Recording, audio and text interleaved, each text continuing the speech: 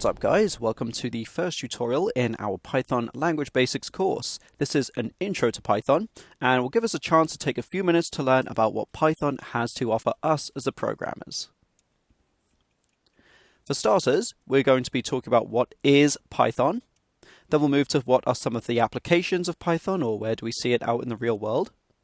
Then we'll talk about what makes Python unique compared to other similar languages. And then finally finish up with why learn Python.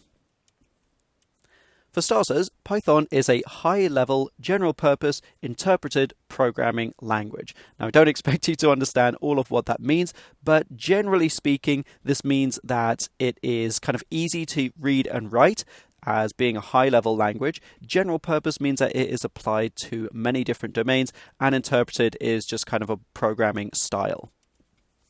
It's considered to be imperative, object-oriented, functional, and reflective. Again, these are other ways to describe how the code can be written within a Python program. Don't expect you to completely understand what that means, but just thought I'd put it out there as an interesting piece of information.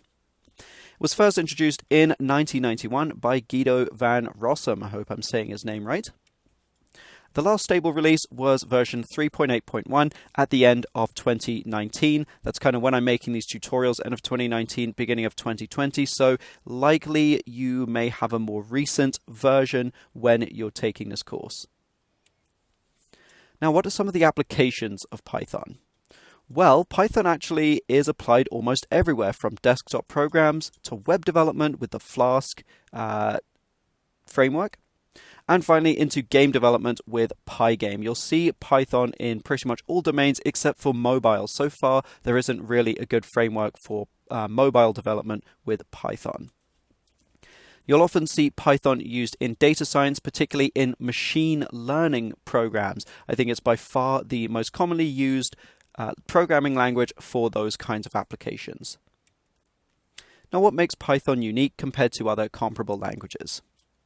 Python's unique syntax does away with brackets and uses indentation instead. That is by far one of the most prominent features of the Python language. Most other languages, at least that I have used personally, use curly brackets to encompass code blocks.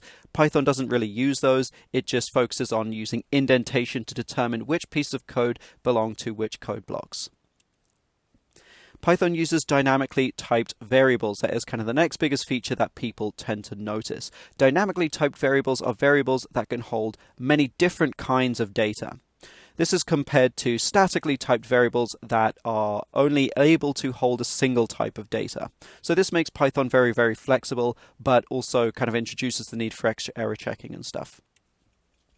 So Python becomes very flexible due to the dynamic type, but that also kind of slows down the runtime very slightly. If you were to run the same Python code and maybe the same C++ code, C++ code will almost always run a bit faster. That said, C++ is known for its efficiency, and it's also much harder to program in, so it's kind of an unfair comparison. Another thing about Python that makes it unique is that the code is executed line by line rather than all at once. Okay, so some of the programming languages, they'll kind of execute an entire block of code all at once. They'll do all the error checking and stuff then. Whereas with Python, we do things line by line, kind of only encountering problems when we reach them. Now, why go about learning Python at all? Well, there's lots of reasons.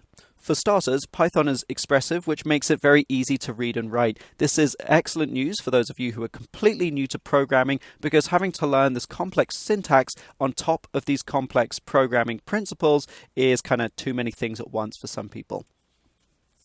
Python has a ton of great frameworks and libraries out there. We saw that in the application slide. There are lots of these different frameworks that help us to apply Python to various domains.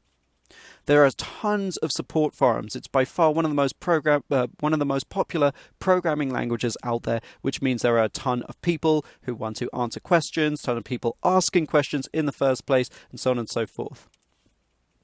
Python is one of the most in-demand languages, especially when it comes to data science. Everyone, it seems, wants to either be a data scientist or wants data scientists on their teams, and Python is one of the most widely used languages in data science. So if that's at all of interest to you, Python is a key language to learn.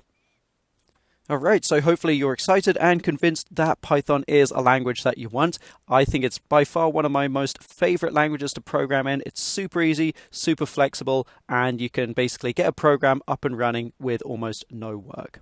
Okay, so that is it for our intro to Python. In the next section, we're going to be starting our actual language basics, learning about some of the different kind of programming principles. We'll start with variables, so stay tuned for that. Thanks for watching. See you guys in the next one.